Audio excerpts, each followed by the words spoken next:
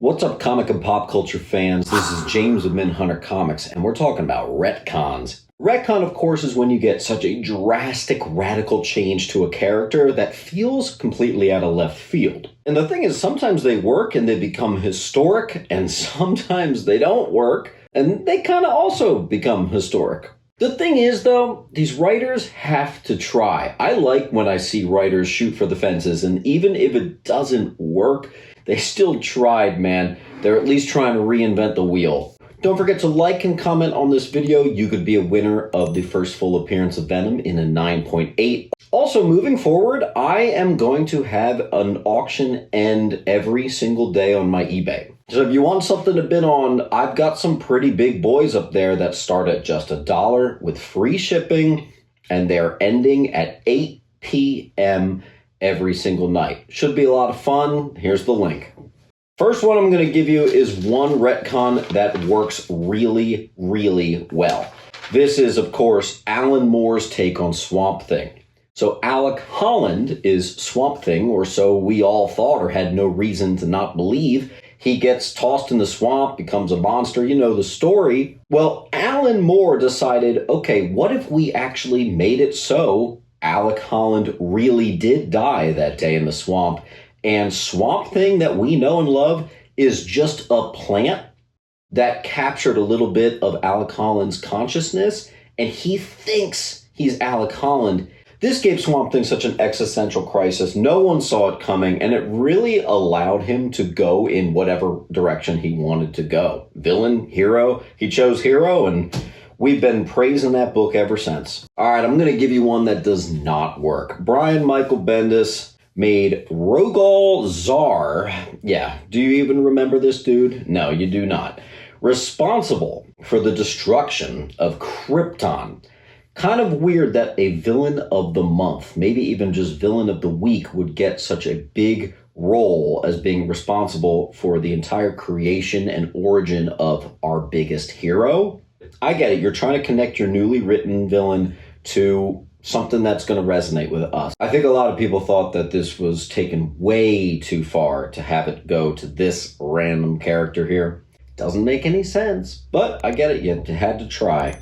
All right, let's give you another one that works. The Winter Soldier, and I'm also going to toss in here Red Hood. Both of these are characters that were long since dead and sworn off. Bucky died due to Baron Zemo, Jason died due to Joker, and no one questioned it. They are dead as a doornail. Well, right around the same time, both characters were revitalized in the mid-2000s. God, I love the 2000s. And here's the thing, it actually worked. Both of these characters are now iconic and many people's favorite characters. And that's because they took the time to do them right.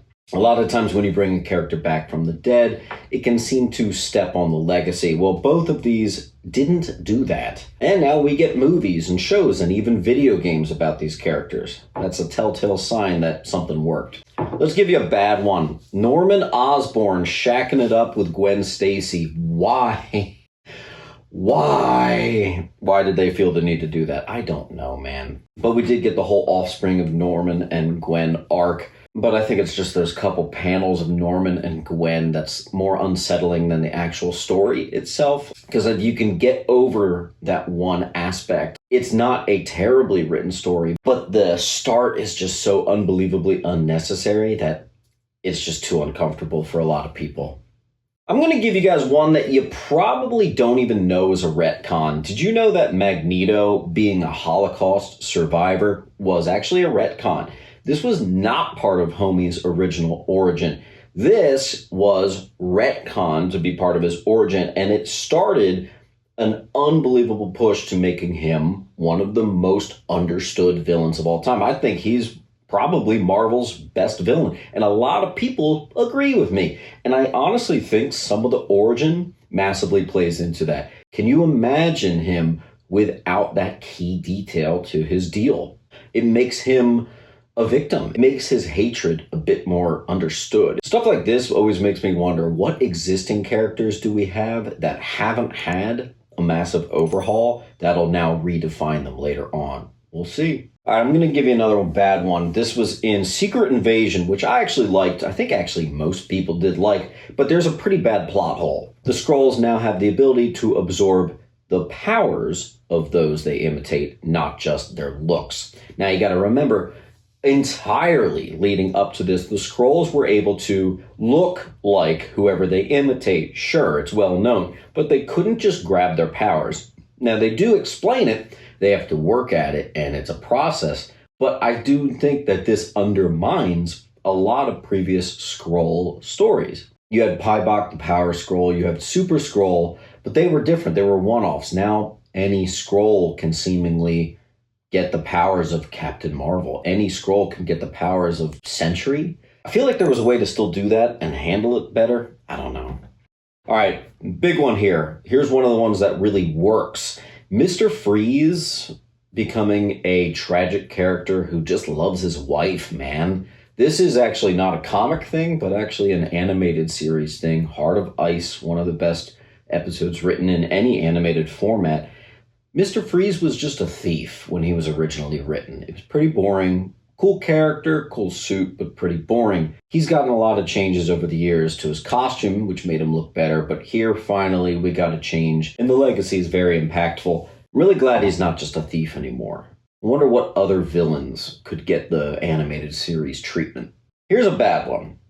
The Beyonder getting robbed of his infinite cosmic power status. So the main bad in Secret Wars 1 and 2, the Beyonder, supposed to be the most omnipotent, powerful being in all of Marvel canon. Turns out he's not this omnipotent being, not from our reality, but actually he's just an inhuman mutant. But it even makes it worse that Black Bolt knew the whole time. I think this is an example of one that might have seemed really cool on paper when they were etching this out, but I don't think it quite landed so well because it takes away of a lot of impact from previous stories. A lot of times you'll see retcons do this, and I think this one was a little bit harmful, especially when you try to go back and read Secret Wars, especially Secret Wars 2. I'm going to give you a really good one, though. Moon Knight and all his identities becoming an actual legit disassociating disorder. That was a smart one. If you read a lot of the original Moon Knight stuff, very action comic-y, very standard, typical comic book stuff that you see at the time. I think what worked much better in later comic writing is they made him, kind of like Sentry, a mentally troubled dude. And that actually really played into giving these identities a reality through his dissociating. I think we can all agree that this really added some depth to Moon Knight and has become one of the more interesting heroes to follow month after month. I'm going to give you one more bad one that I think is the one you're expecting. It is probably the most hated one. And remember, Aunt May was dying. And Spider-Man makes a deal with the devil to save Aunt May's life. But everything with MJ, his marriage at this point, everything gets deleted. This was a really odd choice, but I do think the writers thought this is going to be really cool. We get to keep Aunt May. We get to show Peter sacrifice in this light. And now we get to play around with reforming the whole relationship and marriage once again. I understand where they were coming from, but what they weren't thinking about was people's reaction to that wedding getting dissolved. One of the things we always liked about Amazing Spider-Man is how the story always followed Peter. There weren't tons of retcons. It was actually one of the titles that did a better job of staying consistent and canonical. So undoing a massive chunk that set you back a decade or two was pretty unpopular. It just felt like something Spider-Man wasn't supposed to do. And it felt lazy, even though it wasn't intended to be, and I don't think it actually was lazy. It came across that way, and that is unfortunately what's remembered. And now that has even been retconned, so don't worry about it. All right, I'm going to give you a last good one here. Hal Jordan being evil didn't really resonate with people. To save him from that, Jeff Johns decided to make it so that Hal wasn't actually ever evil. He was possessed by Parallax, who is the entity of fear that they originally trapped in the Lantern on Oa. He escaped, took over Hal, and all that bad stuff that Hal did, Parallax is responsible, not Hal. This was a cool way to not only introduce another entire enemy and element, but it was able to undo a lot of kind of sketchy stuff, but then even set the stage for what would be one of the best comic runs ever written in history. And that wouldn't have happened if they never did the Green Lantern Rebirth retconning of Hal being evil with Parallax. So as you can see, some of these retcons work. Some of them tie up loose ends. Some of them create more loose ends. What are some retcons that I didn't mention? There's about 100 of them. Pop them in the comments down below. What were your favorites? What were some stinkers?